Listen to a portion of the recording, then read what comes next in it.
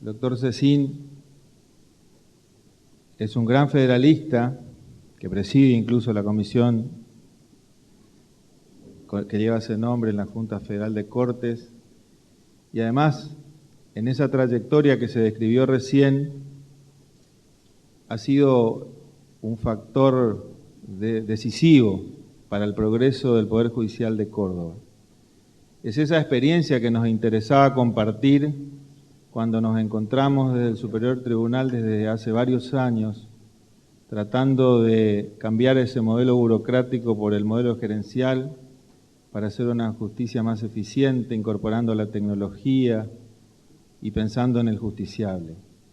Y también para fundar y reafirmar los valores de este federalismo que muchas veces, como decíamos en otros ámbitos, es más declamativo que efectivo y que muchas veces se traduce en un fuerte unitarismo que asfixia a nuestras provincias y que obviamente no solamente tiene que ver el cambio con una decisión política, sino también desde el punto de vista jurídico, porque hay elementos de sobra para eso, y fundamentalmente comprometer a todos y cada uno de los misioneros en este caso, para que seamos consecuentes con esa idea.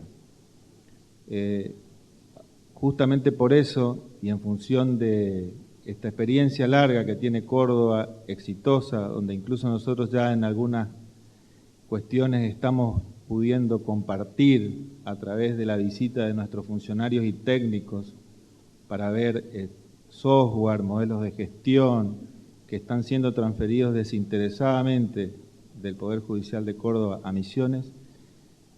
Bueno, era la oportunidad para coronar esta interrelación y profundizarla, que el doctor Cecín nos visite y en su apretada agenda ha hecho lo imposible por estar acá, y entonces nuestro agradecimiento, y esperamos que lo podamos aprovechar porque realmente es una oportunidad invaluable. Mingo, la palabra es tuya.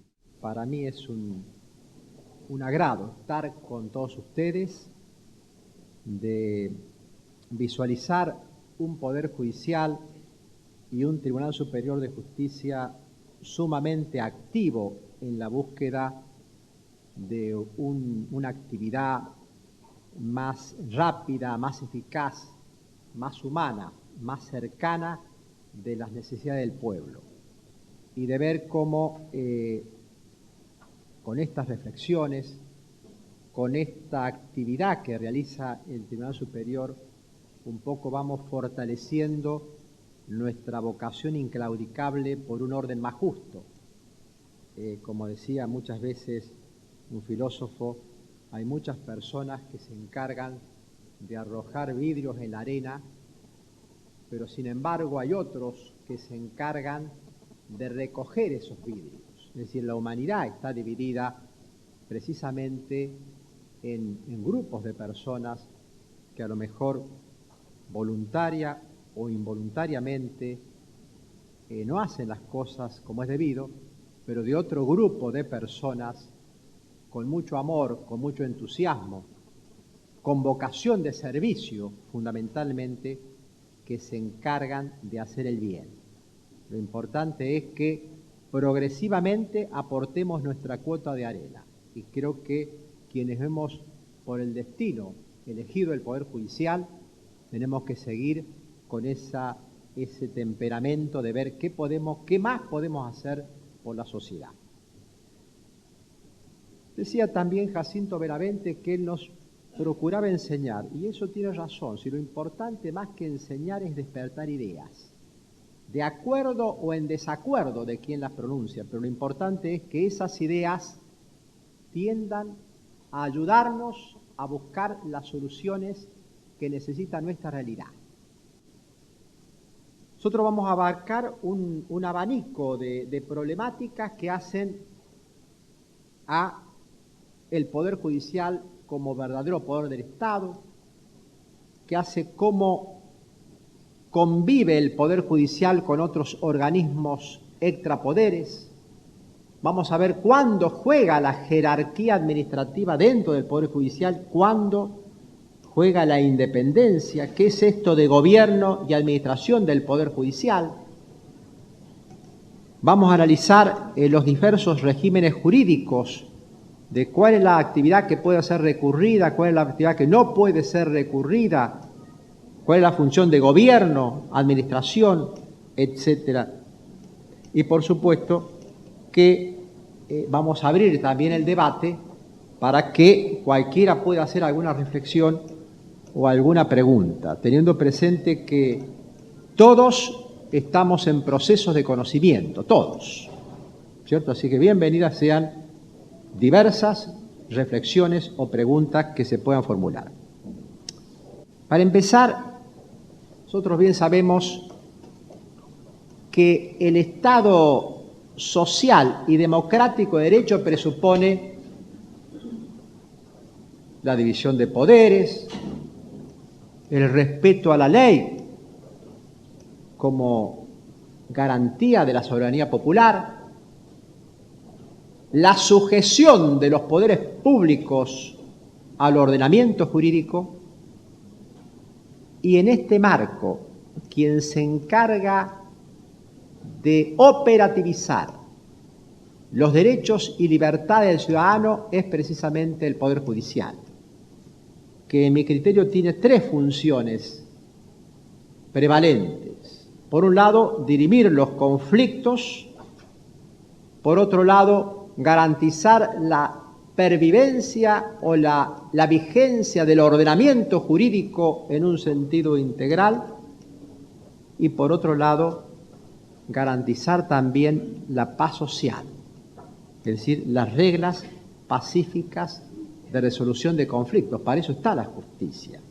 para que no se vaya a la mano propia, sino que se vaya a un órgano imparcial, independiente, donde no es a través del capricho del juez que se va a resolver la controversia, sino de un debido proceso.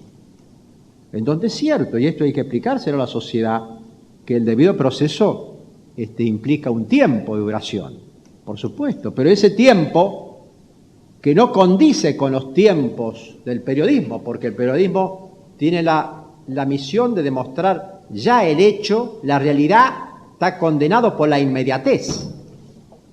El juez, precisamente todo lo contrario, está obligado a respetar un debido proceso previo, y ese debido proceso previo es para garantía del ciudadano, para garantía de la sociedad, para que tenga la oportunidad de presentar pruebas, de defenderse, para que pueda contar con una decisión justa, pero en el marco del ordenamiento jurídico, una decisión razonada. Y esto tenemos que explicarle a la sociedad de por qué muchas veces los plazos de la justicia no condicen exactamente con las intenciones o los objetivos que tienen con respecto a lo que es el Poder Judicial. Por supuesto que tampoco nos podemos poner en un borde extremo, ¿cierto?, en el cual no trabajemos para la celeridad, la eficacia, la eficiencia, a través de reforma de códigos procesales, a través de los nuevos medios de comunicación o electrónicos. Por supuesto que al mismo tiempo, como cabeza de poder, tenemos la misión de alguna forma, hacer una justicia cada vez más rápida. Pero esa justicia cada vez más rápida no pasa estrictamente muchas veces por el Poder Judicial, pasa por el Poder Político a través de la reforma de los códigos procesales, pasa por el Poder Político a través de los presupuestos que se asignan al Poder Judicial, pasa también por el mundo de los abogados, que muchas veces se acostumbran a interponer recurso del recurso, el incidente del incidente, que también hace el derecho de defensa. En consecuencia, hay una serie de aspectos colaterales que estrictamente no tienen nada que ver o no es responsable el juez, sino que son otros actores que intervienen en este marco circunstancial. Por ese motivo, y lo voy a explicar seguidamente por qué, yo no hablo de plazos procesales para resolver las controversias. En mi criterio hay plazos de razonabilidad. que muchas veces son mucho más extensos que los plazos procesales, en donde usted me dice, no es que yo implique o presuponga el incumplimiento de un plazo procesal, no. El plazo procesal indicado por el Código es una tendencia a llegar dentro de una administración ideal, pero una administración de justicia que está sobredimensionada de causas no puede hablar de plazos procesales para resolver las controversias, sino que tiene que hablar de plazos de razonabilidad. Esto lo voy a explicar en su momento oportuno. Entonces, ¿pero qué sucede? Es decir, en la actualidad. En la actualidad, ¿por qué el Poder Judicial ha retomado una gran importancia en el sentido de que se habla hoy de un Estado de justicia, un Estado de derecho constitucional? Esto ustedes lo han estudiado pero muy brevemente en mi criterio. ¿Por qué? Porque en estos últimos tiempos han ocurrido los siguientes fenómenos que hacen mucho más importante la tarea judicial, pero también lo hace mucho más compleja. Punto 1.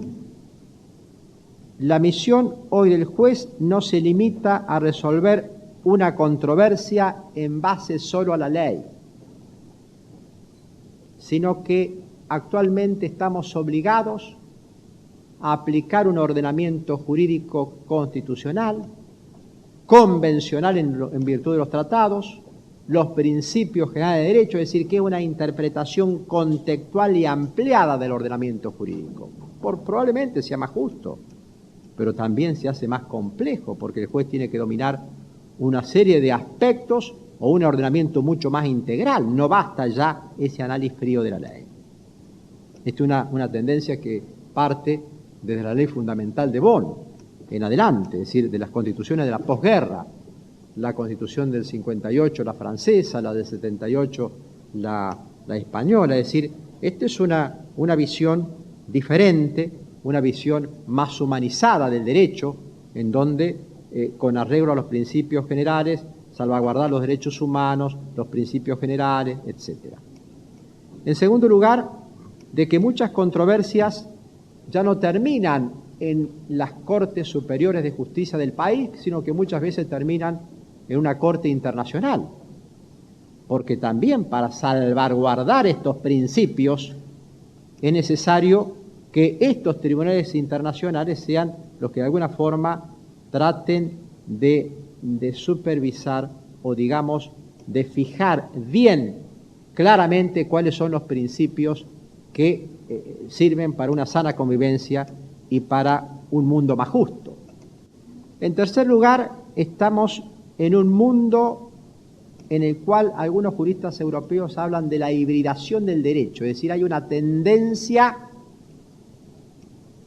a unificar el derecho. Es decir, este mundo de la globalización, por un lado, en donde el sistema continental europeo era muy diverso al common law inglés, bueno, precisamente actualmente el common law va retomando algunas cuestiones del derecho continental europeo y a la inversa, es decir, se va paulatinamente a gestar un ordenamiento jurídico, diría, más simple, pero también más unificado. En cuarto lugar, advertimos que el ordenamiento jurídico o a nivel legislativo, a nivel reglamentario, se va nutriendo con normas legales muchas veces que no son coherentes, muchas veces están dispersas. Antes era normal tener en un código toda una materia determinada. Hoy en día el tiempo de los códigos parece en el mundo que va entrando en desuso. ¿Por qué? Porque o a lo mejor están los códigos, pero paralelamente están un montón de otras normas legales y reglamentarias que lo hacen más complejo el panorama, pero hace más complejo también para buscar el hilo conductor de una coherencia dentro del sistema jurídico, en donde tenemos que bregar para que esas normas legales sean claras, sean coherentes, ¿cierto? No generen tantos conceptos jurídicos indeterminados que se trasladan después al juez para que establezca cuál es la pauta apropiada. Por otro lado, advertimos cómo a partir de la reforma del 94 se han incrementado la protección de los derechos, ¿cierto? Los derechos de tercera generación, los intereses difusos, la protección del género, del medio ambiente, de toda otra forma de discriminación, cómo han aumentado todo tipo de derechos económicos sociales, el derecho a una vivienda digna, el derecho al trabajo, en donde con normas programáticas o normas operativas, en donde este también es un desafío por parte del juez de analizar concretamente en cada caso si es una norma programática, semiprogramática, operativa, cuál es la tarea del juez frente a ese tipo de conflictos. Por otro lado, advertimos una sobrejudicialización de procesos vinculados con la política, lo cual, en lugar de judicializar la política, se corre el riesgo de politizar la justicia, y en donde muchas veces no podemos establecer cuál es el justo medio, hasta dónde llega precisamente el control judicial. Es decir, yo estoy totalmente en desacuerdo con quienes propugnan un control total de la actividad del Estado, de la función política y administrativa del Estado. Hablar de control total. ¿Por qué implica el gobierno de los jueces? Pero también estoy en desacuerdo con un control escaso, porque también es pernicioso para la garantía de los derechos. En consecuencia, en mi criterio, por más que se hable de acto político, de naturaleza discrecional, si hay agravio, hay control judicial. Si hay agravio, hay derecho a llegar a un juez, en donde después el juez resolverá en el fondo de la cuestión si ese ejercicio de la política o de la discrecionalidad se adecúa al ordenamiento jurídico, respeta los límites de la juridicidad, pero sin entrometerse hay un núcleo interno de naturaleza político-discrecional, por ejemplo, ¿por qué pintó la casa de gobierno de blanco y no de amarillo? En donde ese es un ámbito de reserva exclusiva del poder político. ¿O por qué motivo en Córdoba transformó el sistema bicameral en unicameral? Esto es una cuestión de naturaleza política. Ahora, si produce ya la extinción del mandato de los diputados, por supuesto que es una cuestión jurídica, porque ha pasado a tener un agravio personificado. Por supuesto, esto es un tema apasionante, pero me refiero que estos son los temas también que caracterizan al mundo contemporáneo, que no es un fenómeno que nos ocurre en nuestro país, es un fenómeno que ocurre en Estados Unidos, en Europa, aún en los países desarrollados. Y en consecuencia se le pide al juez que sea el actor y el decisor de ese tipo de procesos, en donde muchas veces el juez es criticado por el poder político porque hablan del gobierno de los jueces. En realidad, cuando el juez hace el control dentro de los justos límites, es el gobierno de la Constitución, que se vehiculiza a través de la función judicial. No es el gobierno de los jueces, es el gobierno de la Constitución, donde el juez tiene que buscar por todos los medios de operativizar y de decidir ese tipo de controversia. En consecuencia, todo este cúmulo de aspectos, más otros muchos más, son los que hoy caracterizan el ejercicio de una nueva función judicial, en un Estado democrático, social de derecho, y en donde, obviamente, ¿qué ha sucedido? Como lo explica un autor francés, Seriou, dice, se han multiplicado tanto la cantidad de pleitos. ¿Por qué? Porque hay una tendencia del poder político a regularlo todo, pero también el mundo de la técnica, el mundo de la tecnología ha generado la necesidad de regular los más diversos aspectos de la vida social, que esa normatividad que se ha incrementado va generando problemas jurídicos y por lo tanto una cultura de la reclamación permanente. Y en donde procesos judiciales en países europeos que duraban 2 o 3 años, hoy demoran 9 años, con apelaciones, con recursos, y en donde precisamente también los juristas, incluso del derecho procesal europeo, tratan de analizar las causas por las cuales se genera el supuesto de responsabilidad del Estado por prolongación exagerada de un litigio, en donde se analizan 4 aspectos fundamentales: la complejidad del litigio de por sí, en segundo lugar, el comportamiento de las partes, lo chicanearon, no lo chicanearon, en tercer lugar, el comportamiento del propio tribunal, donde se ha habido demora o no del propio tribunal, y en cuarto lugar, las consecuencias vinculadas con el interés público, con los aspectos en donde se ha hecho un orden de prioridades, es decir, las cuestiones de violencia, las cuestiones de minoridad, las cuestiones de salubridad, las cuestiones vinculadas con la libertad, tienen una cierta preeminencia en la resolución de las causas y que han generado, repito, algunas responsabilidades del Estado por la prolongación del plazo o del pleito más allá de lo razonable.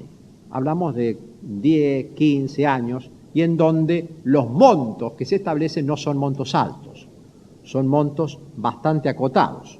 Yo creo que en realidad es cierto que es útil hablar de ese tipo de aspectos, pero creo que es mucho más útil tratar de analizar detenidamente cuáles son las causas de la demora, como muchas veces conversamos en el marco de la Junta Federal de Cortes, en donde tratamos en lo posible de que los poderes judiciales asuman un rol en donde la transformación de la justicia venga por impulso también de los propios poderes judiciales, que somos los que detectamos cuáles son las disfunciones, porque si nos quedamos a esperar que venga todo del poder político, indudablemente que pueden pasar los años y no producirse los cambios que uno espera.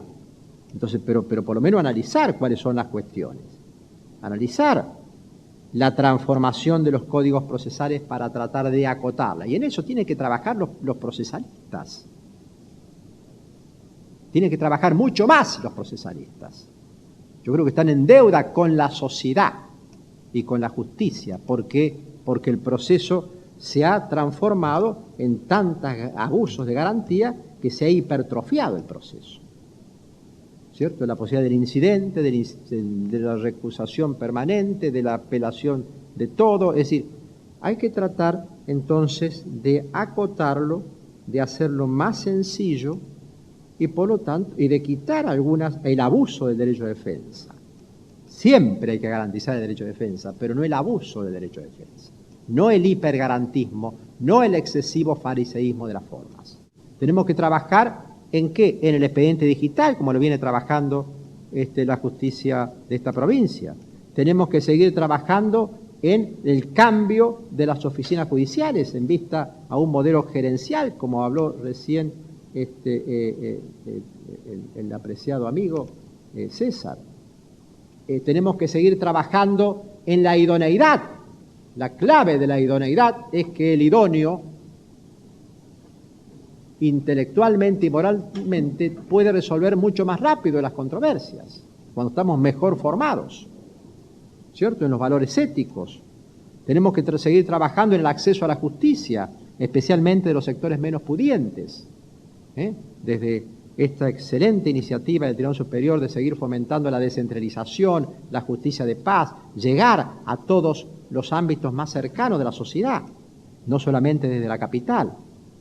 Es decir, darle importancia al interior de la provincia, de esta hermosa provincia que tenemos el privilegio de contar en la República Argentina.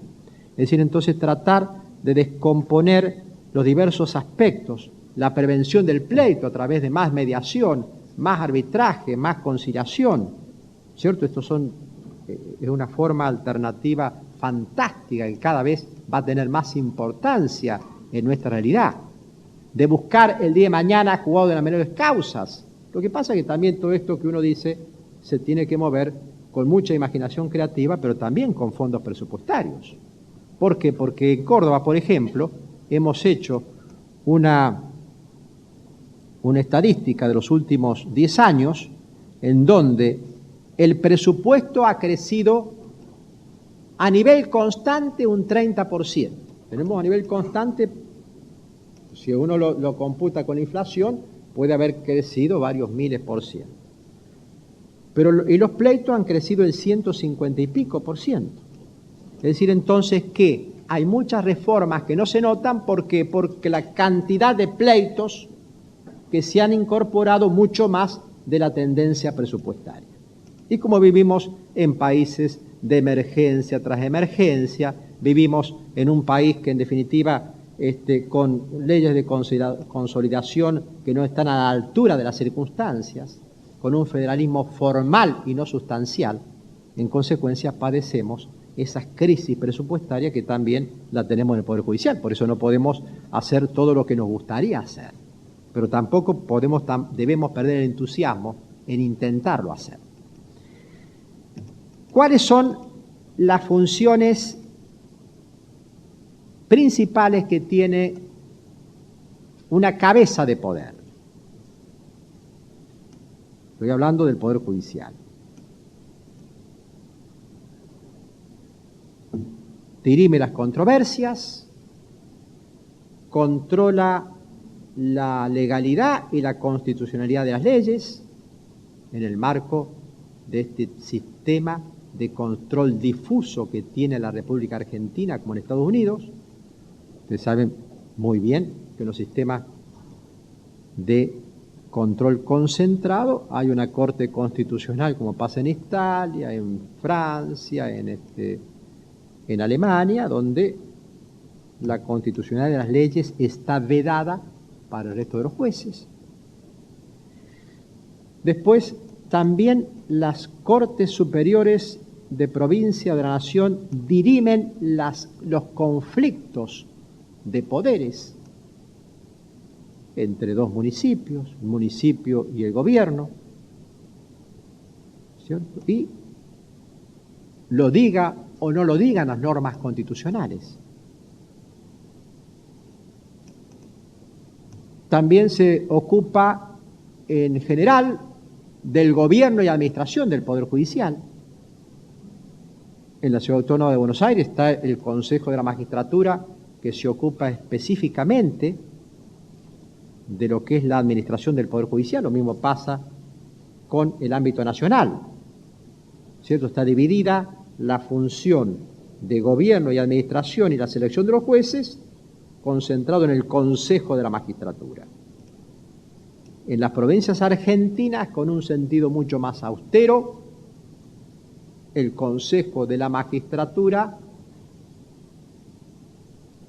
ha pasado a ser un órgano, digamos, extrapoder, vinculado con el Poder Ejecutivo y el Poder Legislativo, que eran los dueños originarios de la potestad de nombrar a los jueces,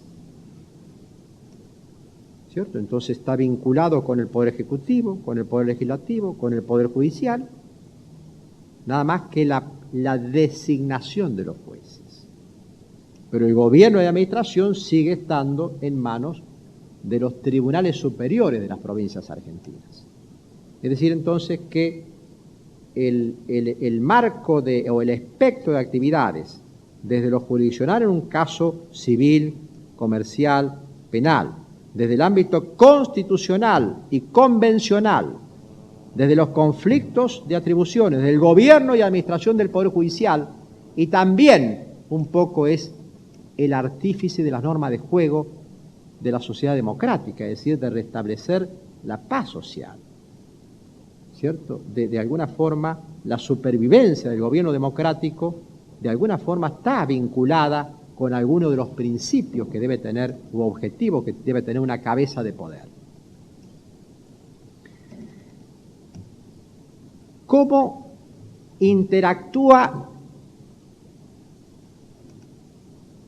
el Poder Judicial y el resto de los poderes del Estado con estas incursiones o esta tendencia que marca la Constitución del 94 cuando incorpora órganos extrapoderes.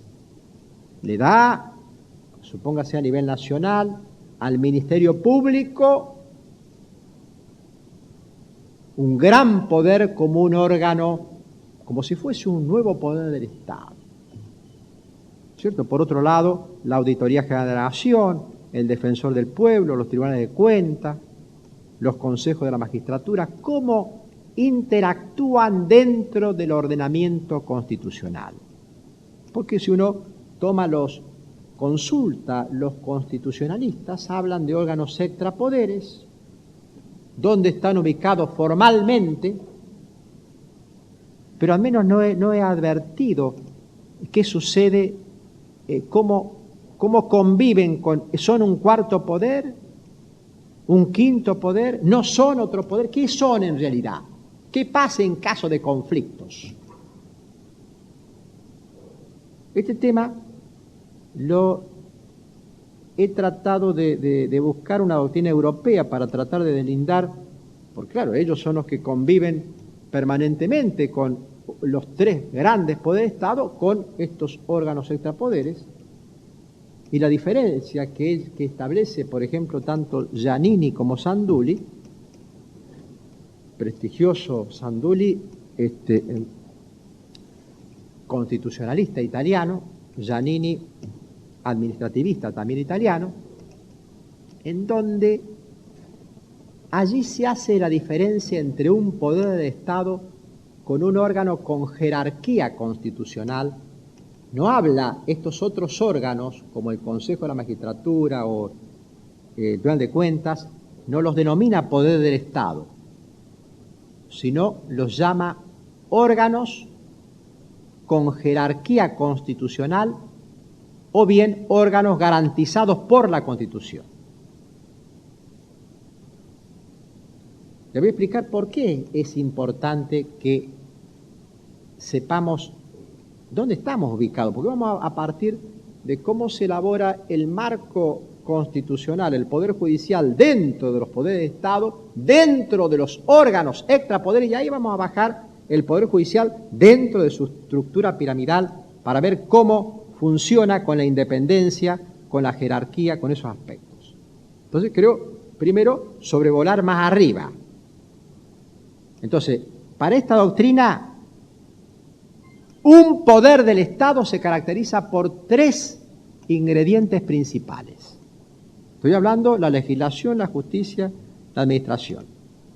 Dice que, primero, que ejercen una voluntad primaria del Estado, en el sentido que la sociedad, para vivir civilizadamente, le delega una función clave, una función esencial: la justicia, la legislación, la administración.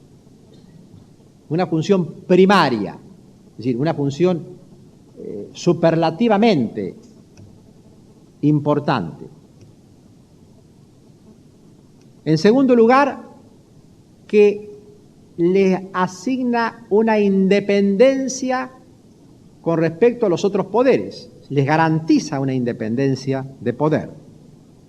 Y tercer lugar, y esto es muy importante desde el punto de vista didáctico, las ubica formalmente en un sentido equivalente. Si usted ve la Constitución, si mira la Constitución, si la mira la nacional, más o menos, salvo el Ministerio Público, que no se sabe qué es, el resto está medianamente ubicado dentro de alguno de los tres poderes del Estado. No lo define qué, cómo, pero dentro del capítulo del Poder Legislativo, por ejemplo, está la Auditoría General de la Nación, ¿cierto? O está el Defensor del Pueblo. Pero, a su vez, tiene un título, le asigna la misma ubicación formal a los tres poderes del Estado, sí están ubicados en forma preeminente, en forma independiente. Y esto es importante que nos preguntemos porque, repito, antes no teníamos ese problema porque teníamos una constitución que era en el marco, seguía la tendencia norteamericana, pero el problema es que cuando incorporamos estas ciertas tendencias europeas, estos órganos extrapoderes, ahí se nos viene a ver qué pasó.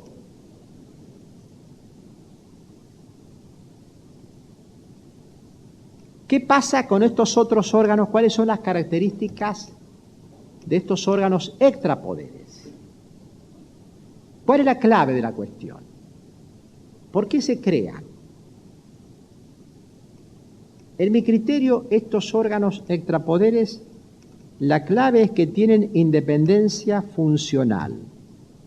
Es decir, que aun cuando actúen dentro del ámbito del Poder Ejecutivo, del Poder Legislativo, del Poder Judicial, en su función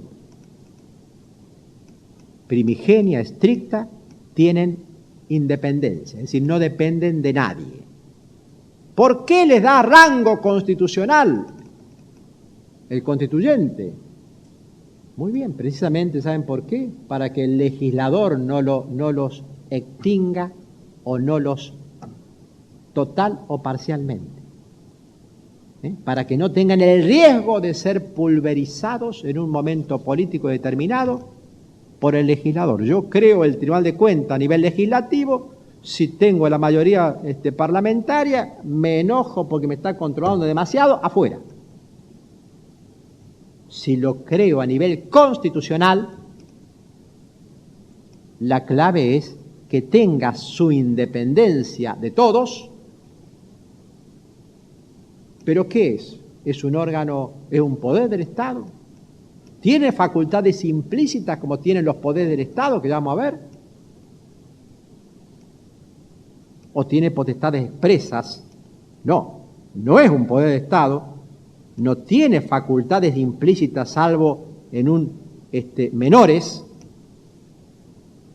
no constituyen un cuarto o quinto poder.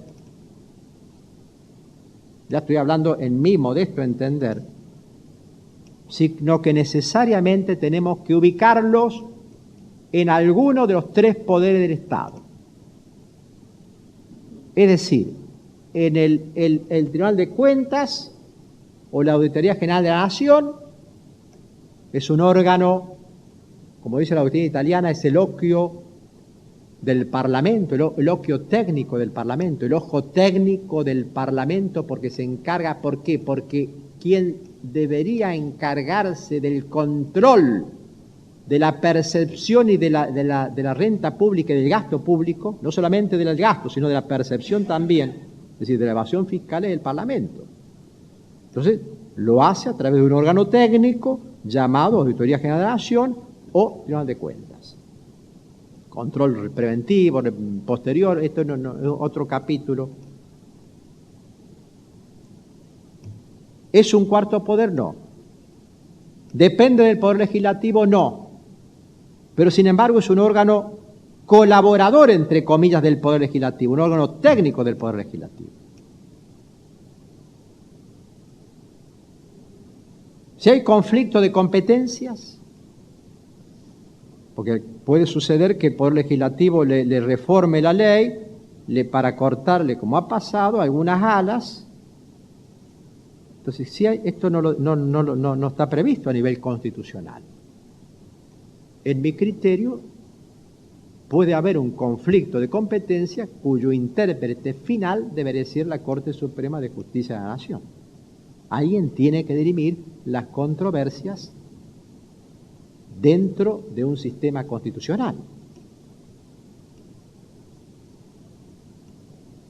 Supónganse, el defensor del pueblo está dentro del Poder Legislativo. El Ministerio Público,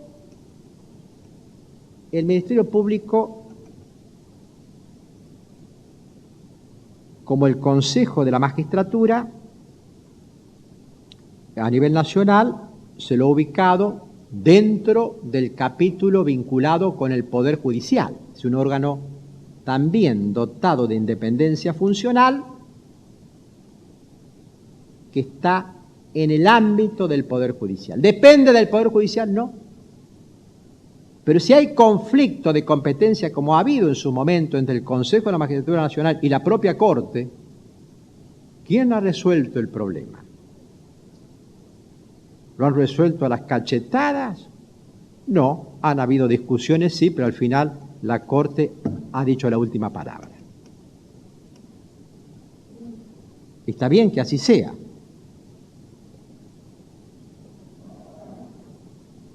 Porque es el órgano madre, pero además porque es el órgano con competencia para resolver los conflictos de competencia entre los diversos poderes del Estado. Pero fíjense qué pasa especialmente con el Ministerio Público. La mayor parte de las provincias argentinas lo incluyó dentro del capítulo del Poder Judicial. Porque es cierto, es un órgano que coadyuva al ejercicio de la función judicial y en donde la cabeza de poder no puede darle instrucciones al Ministerio Público en lo que hace a su función específica de promoción de la acción penal, entre otros aspectos.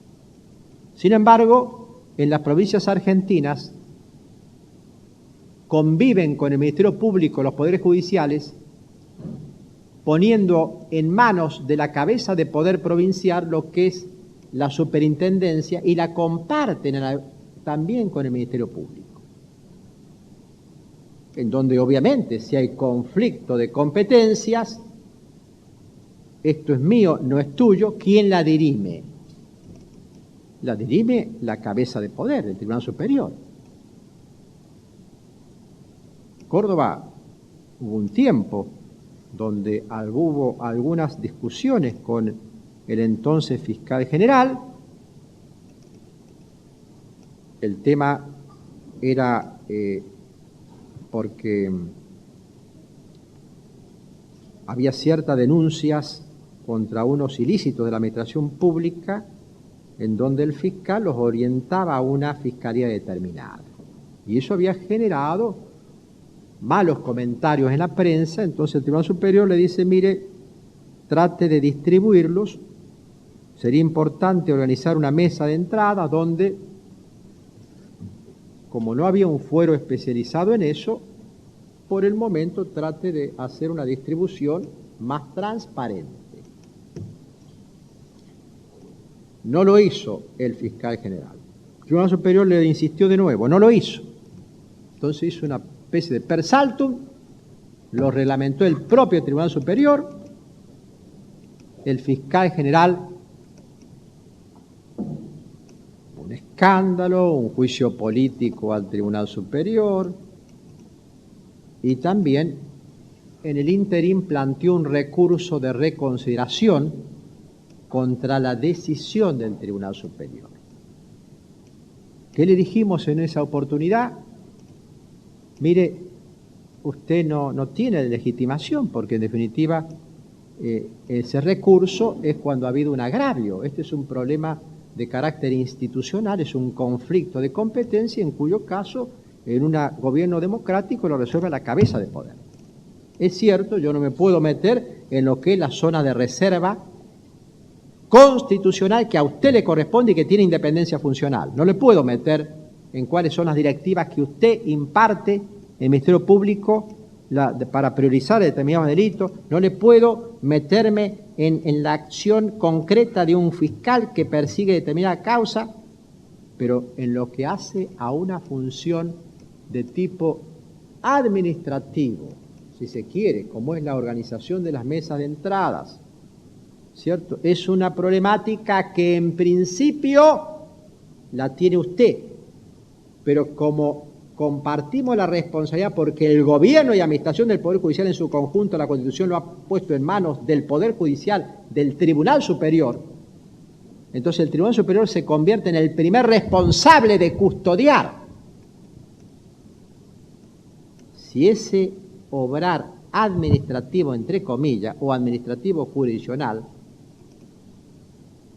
se adecúe a los nuevos tiempos y a las pautas de transparencia que nos impone la sociedad. ¿Cierto? En consecuencia, se dijo, no es una cuestión que atañe exclusivamente al Ministerio Público en su zona de reserva constitucional, sino que una cuestión que atañe a una función de tipo administrativo de gobierno, que la tiene usted y la tengo en última instancia yo, que por la Constitución soy el máximo responsable. Se planteó un recurso extraordinario, la Corte creo que de entrada nomás con un palito de golf, tic, se lo sacó, pero en un brevísimo tiempo inclusive. Posteriormente las aguas se aquietaron, esta persona, que es una excelente persona, se jubiló, muy bien, y todo se desarrolló con normalidad. Pero quiero recabar este punto en particular. La meta que tienen muchos tribunales o muchos ministerios públicos del país, de decir, yo quiero ser como el Ministerio Público de la Nación, que tiene presupuesto propio, que tiene autarquía, que puede designar a los señores fiscales con un concurso distinto al de los jueces, ¿cierto? Yo a esas personas que se encandilan por las luces de las grandes ciudades, que advierto que a mí también me encandilo, pero en este caso particular les sugiero que tengan una precaución absoluta, que se pongan unos anteojos con mucho aumento y que lean detenidamente ese artículo 20 de la Constitución Nacional, donde ¿qué les garantiza? ¿Qué dice? Porque fíjense que está fuera de los tres poderes del Estado, no habla de cuarto poder, pero está fuera de los tres poderes del Estado. Les garantiza independencia, autarquía financiera,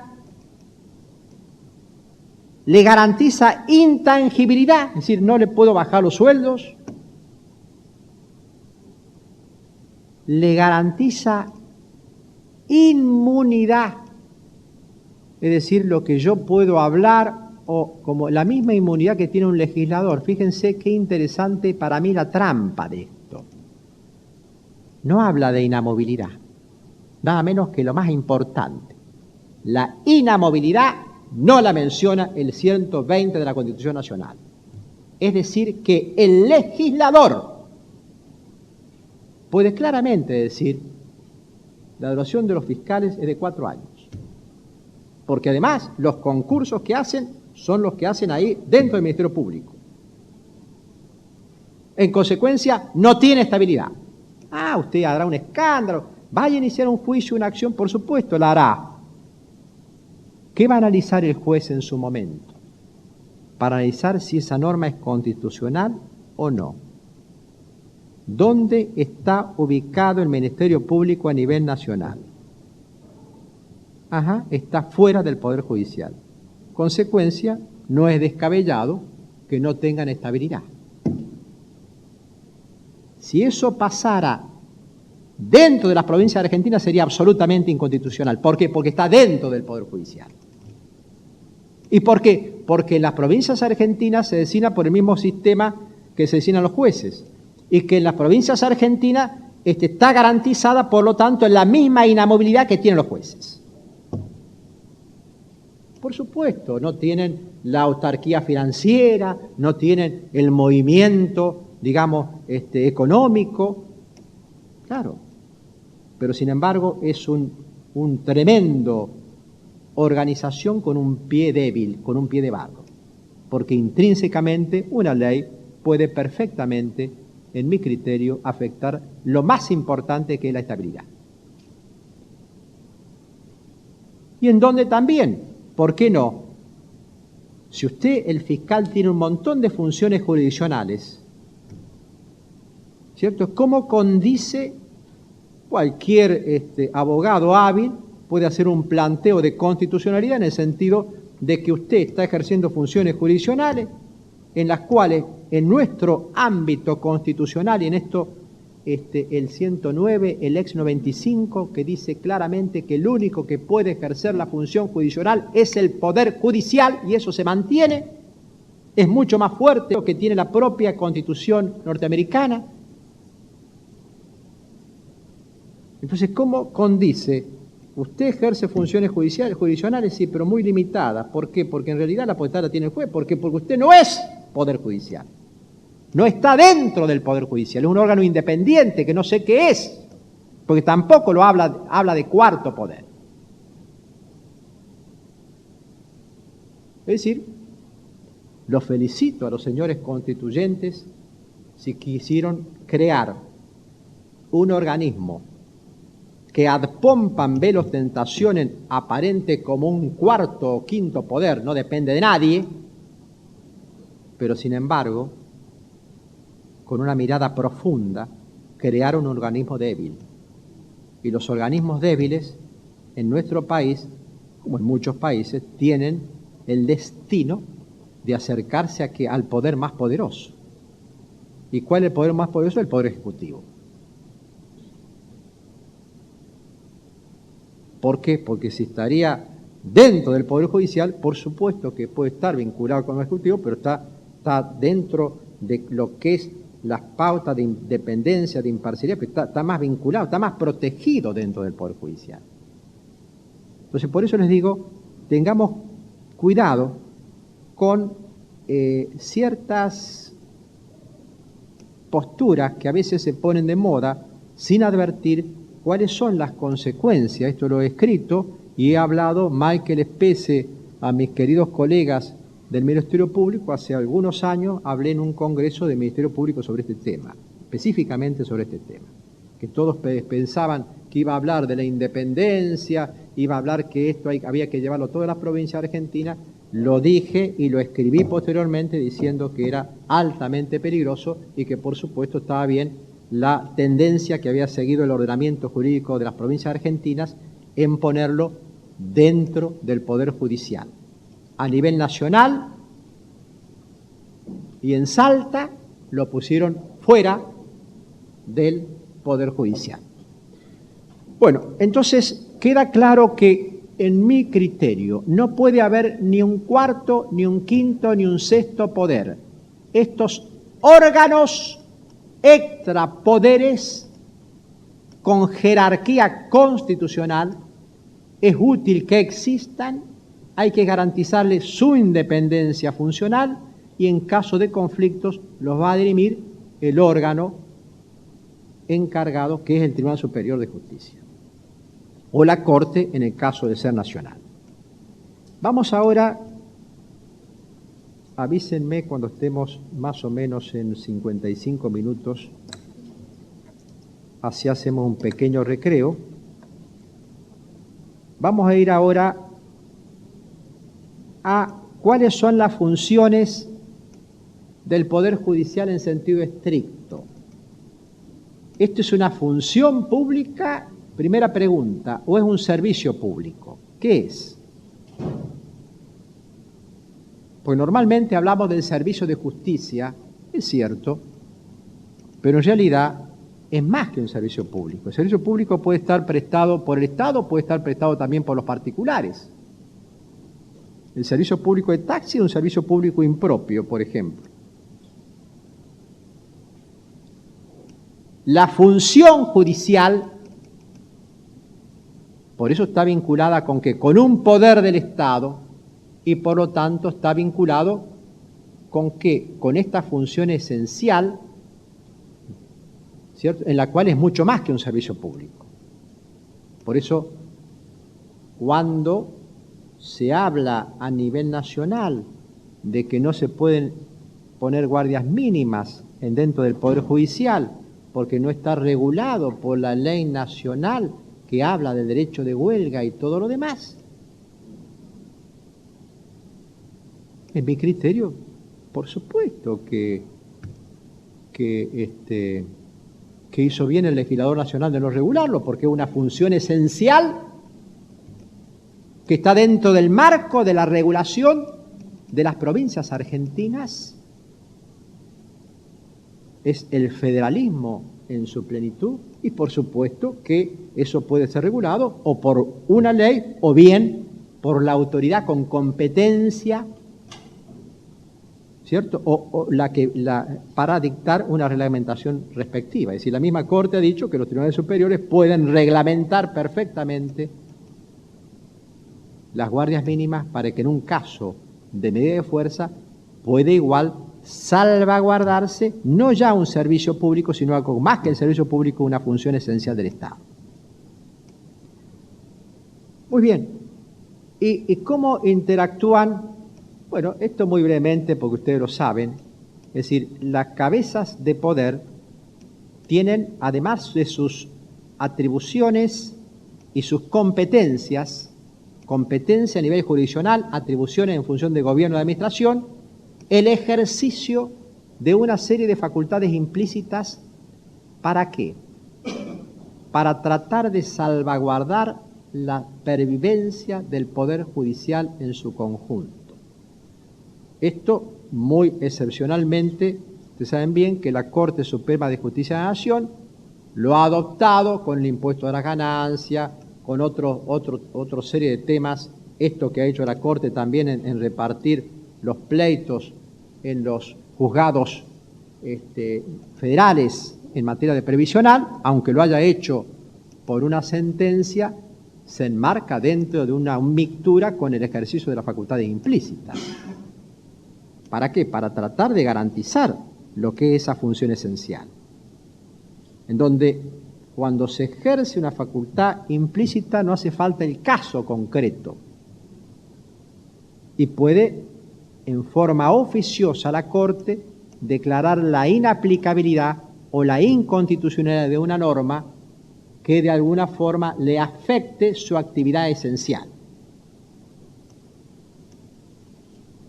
Por otro lado, tiene el persalto, cuando hay una cuestión de gravitancia, de que no pueda demorar el paso de las instancias superiores, esto es una cuestión muy excepcional, en donde hay caso concreto, pero lo que no hay son las instancias de apelación, porque es la Corte la que dice, venga para acá este tema, lo voy a dirimir, como pasó, por ejemplo, en Córdoba. En una oportunidad había una serie de autos de taxi truchos porque las remiserías tenían una autorización en donde a través de un amparo conseguían que sus vehículos siguieran funcionando, no obstante que ya habían pasado los años que le había puesto un límite la municipalidad, y ese amparo se iba, digamos, había un juez que permanentemente hacía lugar a los amparos, pero a su vez, como ese amparo cubría toda la remisería agrupaba todos los otros taxis, los metía dentro de su ámbito, de alguna forma, la cuestión que la propia municipalidad no podía manejar de por sí ese servicio. En consecuencia, el Tribunal Superior hizo una especie de persalto, resolvió la cuestión, le entregó la llave a la municipalidad y se terminó la cuestión. El otro problema, pero obviamente tiene que tener una gravitancia susceptible de producir una conmoción del interés público. En este caso, la conmoción más que todo era porque, en definitiva, por un motivo u otro, vehículos que no estaban en condiciones seguían funcionando y eso producía una alteración al interés de la sociedad, por el motivo que sea. El otro tema fue con el tema del corralito, en el cual los bancos, cuando había dinero depositado por cuestiones de menores o cuestiones incapaces o depositado en el banco hasta que se dirime la controversia, el banco lo quería convertir en pesos, cuando era el equivalente al 1 a 1. Entonces, como los juzgados en general, algunos decían una cosa, otros otra, el Tribunal Superior hizo un persalto y le dijo, basta, le ordenó al banco que se abstenga a transformarlo en peso y que lo mantenga en el equivalente al dólar de ese momento. Lo mismo pasó con el tema del corralito. ¿Se acuerdan que había muchos abogados que en el caso de Córdoba demandaban a un banco de Córdoba la restitución de los pesos, pero lo hacían en Chaco. Entonces, el Tribunal Superior hizo una especie de persaltum y dijo, no señor, vengan todos los pleitos acá, lo comunicamos con el Tribunal Superior del Chaco, muy bien, el Tribunal Superior inició un sumario, una investigación al juez, ¿cierto? A ver qué es lo que pasaba, porque se había distorsionado, había una especie de fraude a la ley. Entonces son a cuestiones excepcionales que justifican muy excepcionalmente entonces esta otra función que tienen las Cortes Superiores para salvaguardar la vigencia de lo que es la justicia y del interés de la sociedad. ¿Estamos en hora para hacer el...? Muy bien.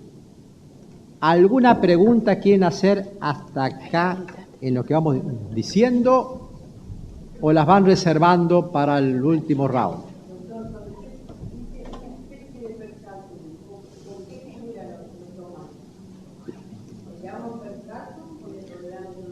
Persaltum.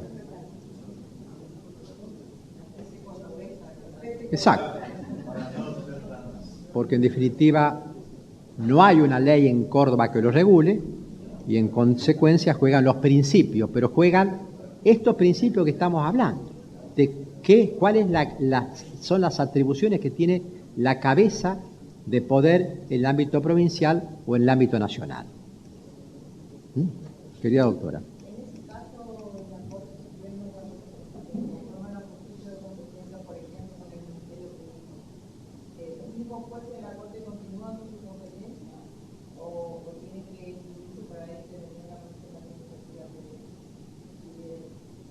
Muy bien la pregunta. Es cierto, puede suceder que, claro, en ese caso es la misma Corte la que resuelve el conflicto. Por lo menos en el, digamos,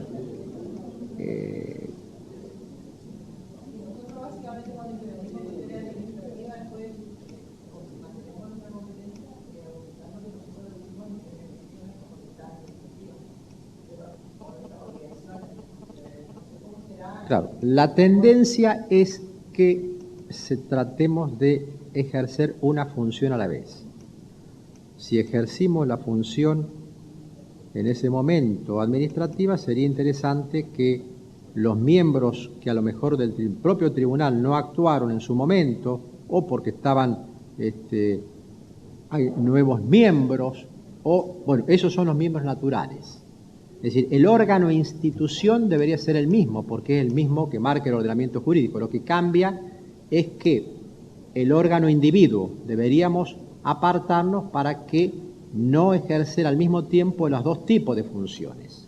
Es decir, no se me había planteado el tema en cuanto a lo que es el conflicto de competencias en sentido estricto, ¿cierto? Nosotros lo bajamos, lo que pasa es que el conflicto de competencia, claro, se baja una directiva, en este caso de la Corte, hay una protesta por parte del Ministerio Público o del Consejo de la Magistratura, hay una vuelta a la Corte, recoge de nuevo el guante y en realidad, es decir, se enmarca, claro, está revisando, porque no es una revisión judicial propiamente dicha, pero sí una revisión de un conflicto en el sentido es la última autoridad, quizás podía permitirse que sea el mismo órgano individuo y el órgano persona, por las características de ese tipo de conflictos, ¿cierto? En cambio, en los conflictos individuales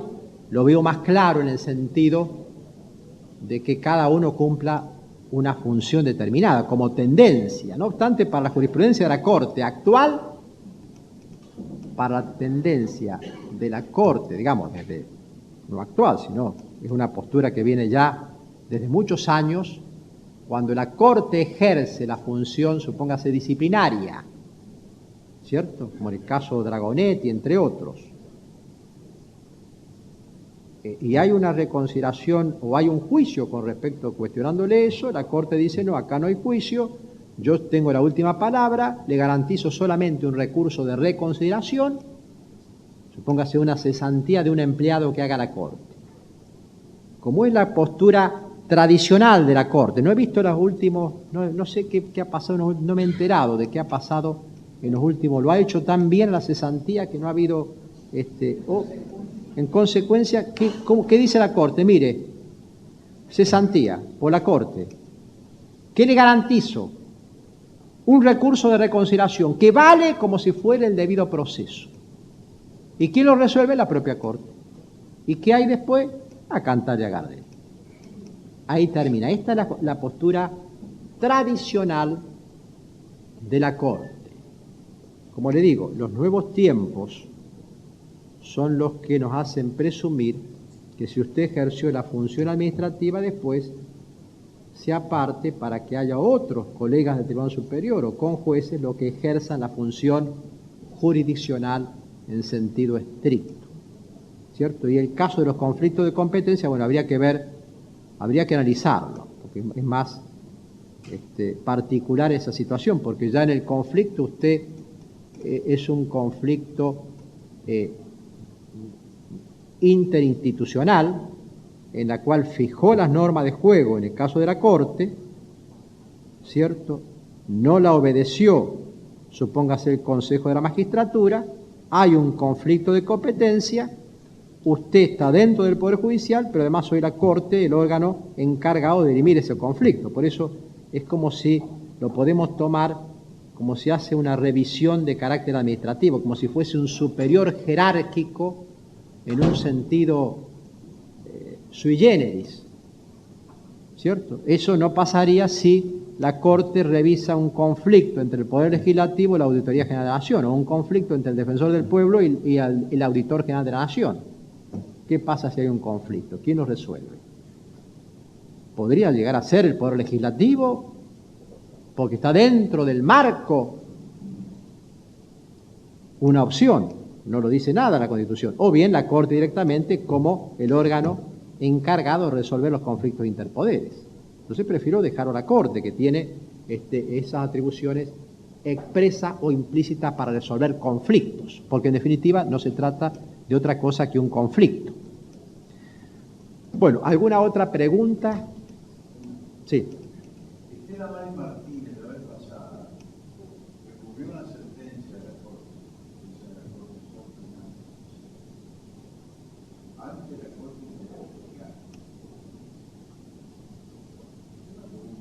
Alguien que está pagado por el sábado, vuelve a discutir los medios si la cuestión pretende. No sé, parece. No, debería. Muy bien la pregunta, me parece muy bien. Es decir, hay que precisar, por un lado, de que este no es un conflicto de competencias, sino que se trata de un conflicto ya jurisdiccional en sentido estricto, es decir, en donde esta defensora en un caso particular, concreto, está discrepando con un fallo de la Corte, en donde, en principio general, si es un órgano del Estado, debe confiar en sus propios ámbitos judiciales, porque si no compromete hasta el prestigio institucional del propio Poder Judicial del país. Pero estos son los temas nuevos, porque al final, ¿dónde está la norma que le dice que no? ¿Cierto? Yo le pondría una norma legal que le diga usted puede recurrir hasta la Corte, punto, termínala ahí. Pero claro, esta apertura nueva que nos hacen los derechos humanos y las Cortes interamericanas nos abren este desafío, ¿cierto?, que estamos compartiendo, en donde lo hacen un mundo más complejo para todos nosotros, en donde hay, al abrir la compuerta internacional y convencional, obviamente entramos en una zona de luces, pero también de sombras, donde no hay normas precisas, donde sí nos puede servir en un caso determinado para decir, no tengo la norma, le bajo el martillo, dele el alimento a esta persona, punto, usted padre, o bien préstele, dele una subvención, no tiene casa pero se muere de hambre, dele una subvención al Estado, nos permite a lo mejor como juez un marco de mayor flexibilidad. Es decir, yo me pongo si no, la norma me dice 2 más 2 es 4, ¿cierto? O supóngase la obra social, me dice, le puedo dar 4 remedios y le quiero dar un 5 remedio, ¿cómo hago? Antes, si me apartaba de la ley, era motivo de juicio político. Hoy en día, si hago un sobrevuelo a nivel constitucional y digo, no, porque los principios, los tratados, justifico, por supuesto, me puede dar, como les digo, me es útil, pero también genera un efecto, ¿cuál es colateral? ¿Cuál es? Una mayor incertidumbre de qué es lo que está vigente, qué es lo que tengo que aplicar, cuáles son las pautas que tengo que tener como juez, que no es nada fácil. ¿Alguna aclaración, discrepancia, chiste, cuento? Haremos un break de 10 minutitos para luego continuar con la disertación del doctor Cecín.